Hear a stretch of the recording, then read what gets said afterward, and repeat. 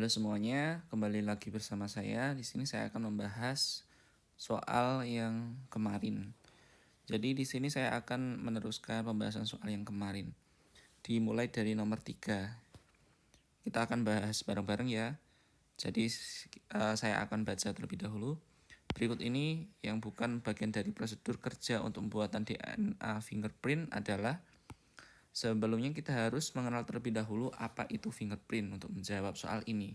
Fingerprint itu adalah suatu metode untuk menemukan mana DNA pasien atau mana DNA yang dicari. Jadi nanti jawabannya akan seperti ini. Nah, dalam proses pembuatan fingerprint DNA, hal yang pertama adalah kita buat serumnya terlebih dahulu. Serum itu bisa dari darah, atau bisa dari rambut, atau boleh dari kuku. Selama itu berasal dari bagian tubuh pasien atau suatu orang yang akan kita coba, maka itu boleh-boleh saja. Kemudian yang kedua adalah diekstrak DNA-nya. Kemudian dipotong-potong oleh enzim retriksi. Lalu DNA dimasukkan dalam beberapa fragmen seperti ini. Lalu dilakukan elektrofloresis. Jadi DNA-nya itu dimasukkan dalam suatu alat yang namanya itu Southern blotting, tekniknya yang digunakan. Southern blotting itu adalah teknik digunakan dikum istilah itu. Kemudian nanti dia akan dimasukkan dalam probe.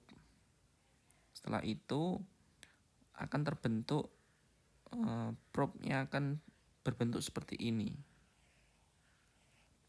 Nah, nanti kalau dalam suatu fingerprint bentuknya akan seperti ini, Rek.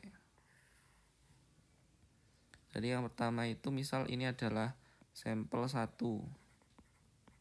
Ini sampel 2. Ini yang 1, ini yang 2, terus ini sampel yang ketiga.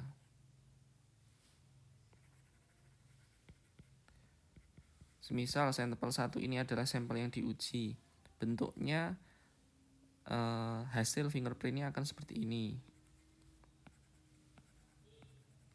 Terus sampel yang lainnya itu bentuknya seperti ini.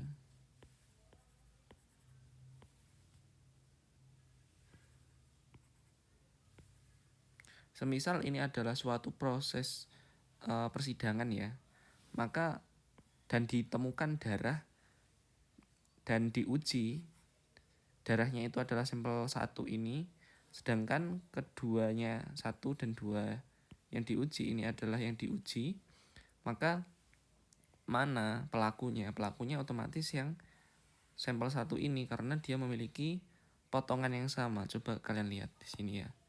Ini sama, ini sama, ini sama. Nah, daripada sampel 3 ini yang tidak memiliki kesamaan sama sekali.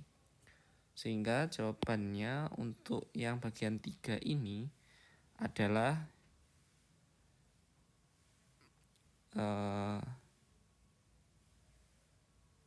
ini.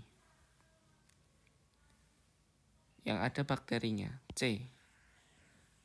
Gen mengkode pola fingerprint diklon ke dalam bakteri. Sedangkan pada metode fingerprint tidak ada penggunaan bakteri sama sekali. Next, kita bahas soal nomor 4. Kita baca dulu ya. Berikut adalah pasangan yang tepat antara kelas enzim dan tipe reaksinya kecuali. Nah, untuk menjawab pertanyaan ini kita harus baca secara seksama dan harus mengerti artinya masing-masing. Untuk jawaban yang A, hidrolase. Hidrolase itu kita coba untuk pahami ya. Hidro itu air adalah air, ase itu adalah motong. Hidrogenase, mohon maaf ya, hidrogenase. Sehingga untuk jawaban A ini harusnya adalah enzim yang memotong dengan menggunakan hidrogen. Dan di sini jawabannya memisahkan dan menambahkan elektron atau hidrogen. Ada kata-kata menambahkan. yang membuatnya ini adalah salah jawabannya. Sehingga jawabannya adalah A. Sedangkan fungsi enzim yang lain itu adalah benar. Hidrolase adalah enzim yang memotong dengan menggunakan air. Karena ini ada ase, pokoknya kalau ase ini adalah memotong. Hidrolase berarti memotong dengan air. Liase di sini membentuk ikatan rangkap dengan melepaskan satu gugus kimia. Nah, ini harus kalian hafal, biasanya keluar liase ini. Terus ligase, dia juga beda. Kalau di ligase ini adalah enzim yang menggabungkan. Kemudian yang terakhir adalah polimerase, enzim yang menggabungkan juga, membentuk polimer-polimer. Mohon maaf untuk yang untuk yang hidrolase ini adalah enzim yang memutus ya. Jadi ini adalah enzim yang memutus. Keempat enzim fungsinya ini benar, sehingga jawabannya adalah A. Yang membuatnya adalah jawaban yang salah. Kemudian kita akan bahas juga, oh iya, kalian juga harus memahami tentang ini ya. Adalah proses pembentukan DNA yang baru. Jadi DNA yang baru itu berasal dari DNA yang lama. Ini adalah DNA yang lama, kemudian dia itu akan dipotong seperti zipper. Zipper itu adalah selerekan. Nah, dia akan dipotong jadi dua. Kemudian setelah menjadi dua, yang satunya itu akan diperbarui ke arah depan, dan yang satunya itu akan dibuat ke arah belakang. Yang membuat namanya adalah polimerase. Nah, polimerase fungsinya itu di DNA seperti ini. Dia itu untuk membuat untai baru. Kemudian yang satunya yang ke arah sebaliknya, dia juga dibuat oleh polimerase, enzim yang sama juga. Kemudian ini jadi setelah dibuat, dia itu kan bentuknya kan fragmen-fragmen kecil-kecil.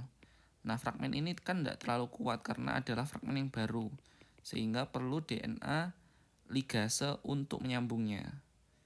Nanti ada enzim ligase yang nempel di sini ya, untuk memperkuat potongan-potongan kecil ini. Jadi DNA ligase itu seperti tukang paku, dia itu memaku DNA yang baru sehingga menjadi lebih kuat. Oke, selanjutnya pertanyaan yang kelima. Suatu bakteri tumbuh secara normal pada suhu 32. Namun pada suhu 42, bakteri tersebut menjadi fragmen-fragmen pendek dari DNA yang baru disintesisnya. Enzim manakah dari pilihan berikut ini yang paling mungkin mengalami kerusakan? Soal ini menanyakan enzim yang mengalami kerusakan pada suhu yang lebih tinggi adalah enzim apa? Nah, tadi sudah saya jelaskan ya, bahwa ada enzim yang tugasnya itu menggabungkan satu bagian menjadi bagian yang utuh. Nah, ini digabung-gabungkan seperti itu. Namanya enzim apa itu? Enzim ligase, sehingga jawabannya adalah E. Pokoknya kalau yang berakhiran ase-ase adalah enzim. Dan yang umum itu seperti ligase. Ligase fungsinya untuk menggabungkan. Dia fungsinya sebagai lem.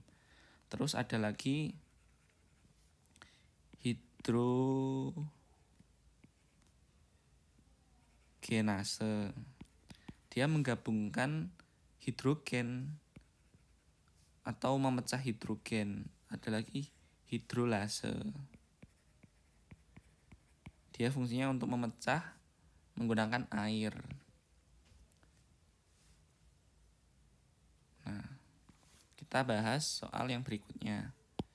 Sifat sel normal yang tidak dimiliki oleh sel kanker ketika tumbuh di media kultur adalah, jawabannya adalah kontak inhibitor. Jadi kontak inhibitor itu adalah seperti ini, Rek. Coba kalian lihat gambar yang saya lingkari ini. Misal dalam suatu biakan itu ada 3 sel. Saat dia itu ditumbuhkan dalam biakan, maka sel ini akan tumbuh terus hingga menyusun satu plate atau satu biakan ini secara utuh.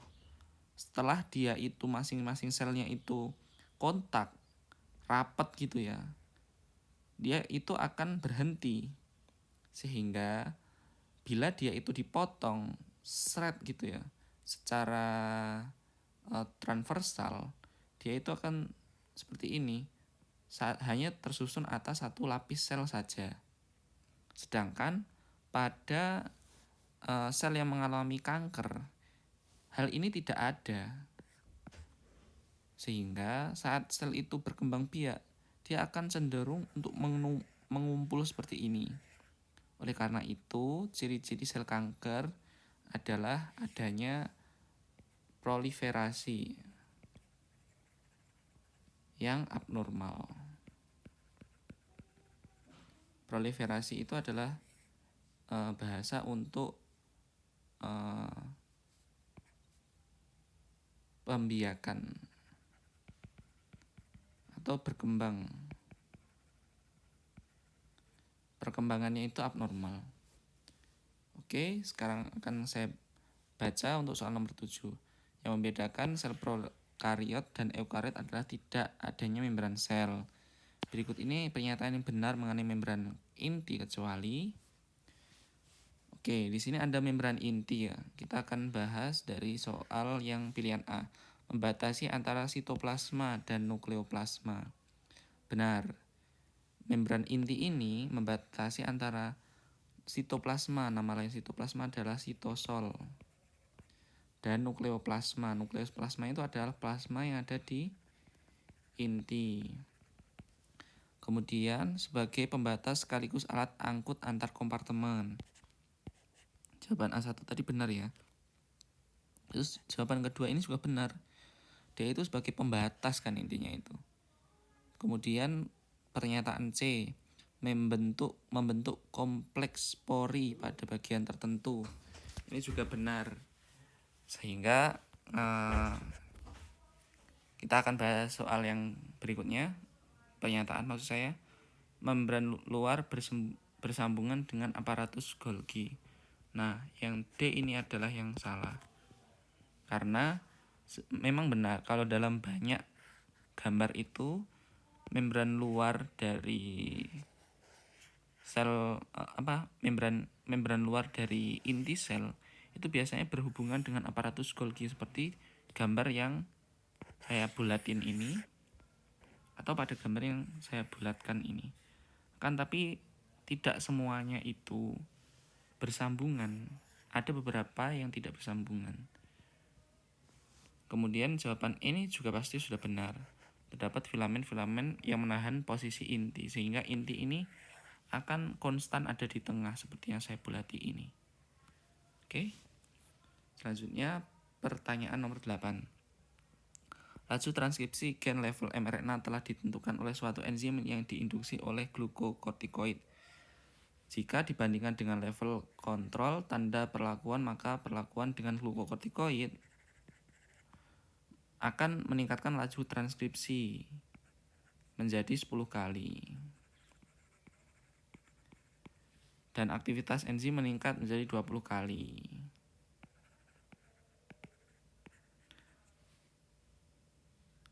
Maka glukokortikoid ini akan cenderung meningkatkan metabolisme dan menurunkan salah satu pilihan berikut. Nah, ini kita akan bahas satu persatu ya. Jadi intinya glukokortikoid ini adalah suatu zat atau obat yang mana bila disuntikkan dalam sel, dia itu akan meningkatkan transkripsi dan juga meningkatkan enzim, kerja enzim maksud saya. Sehingga bila mana adanya glukokortikoid ini otomatis metabolisme akan meningkat. Metabolisme adalah proses pembentukan suatu yang tidak kompleks menjadi suatu yang kompleks. Proses aktif ini. Sehingga di sini tinggal dipilih mana yang kebalikannya. Jawabannya adalah,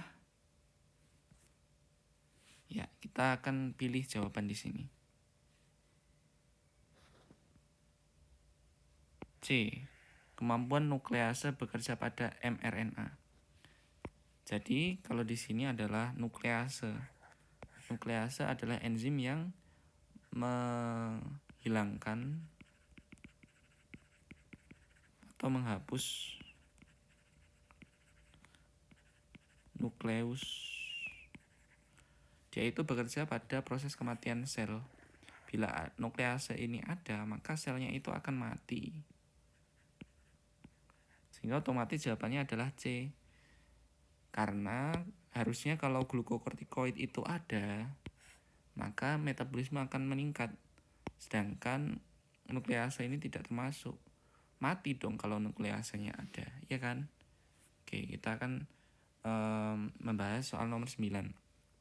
Jika ada unsur-unsur ini, maka yang urutkan dari yang paling tinggi ke yang paling rendah permeabilitasnya. Otomatis kalau yang paling tinggi permeabilitas itu adalah sifat tembus. Sehingga bisa disimpulkan, coba urutkan yang paling bisa menembus sel dengan yang paling nggak bisa menembus sel. Misal ini ada 2 sel, maka otomatis gas adalah yang pertama bisa lewat. Di sini dilihat ya, ada gas O2, sehingga O2 ini akan bisa lewat dengan sangat mudah karena dia itu hanya tersusun atas O2 saja. Ukurannya sangat kecil sekali.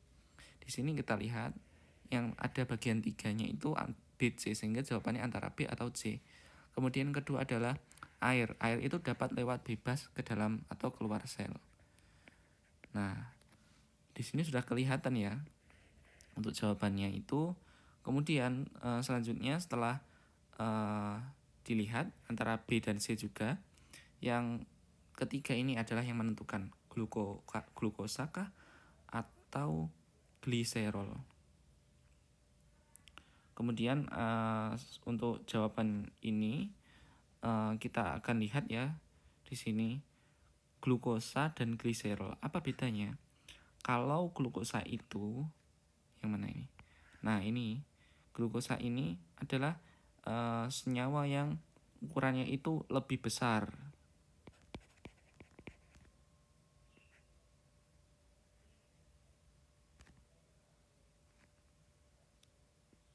Oh, mohon maaf, lebih kecil. Dan gliserol itu ukurannya lebih besar. Nah, sekarang di logika, harusnya yang lebih kecil itu yang bisa lolos. Sehingga jawabannya 3, 2, 5. Nah, kalau dipilih 3, 2, 5. Urutannya adalah B, jawabannya B. Sekarang soal yang terakhir. Komunikasi antar sel dapat diperantarai oleh komponen permukaan sel berikut ini kecuali. Nah, untuk menjawab pertanyaan ini kita harus tahu terlebih dahulu. Ini sebenarnya tinggal menghafal ya. Integrin itu adalah suatu protein yang bentuknya itu seperti kabel dan melintang seperti ini. Kabelnya ini ada banyak ya. Dan dia itu selayaknya kabel, dia itu modelnya itu untuk menempelkan sel ke suatu media tertentu. Misal ini adalah medianya yang warna hijau ini. Maka selnya yang nempel di media ini dia akan nempel gitu, jadi penyet. Dan dia tidak akan bisa lepas lagi. Integrin ini hanya sebagai plesternya saja. Dia itu ada pada permukaan membran ini. Nah, dia itu bukan sebagai komponen sel yang dapat melakukan komunikasi. Sedangkan selektin, T-sel reseptor, imunoglobulin itu adalah zat untuk komunikasi sel.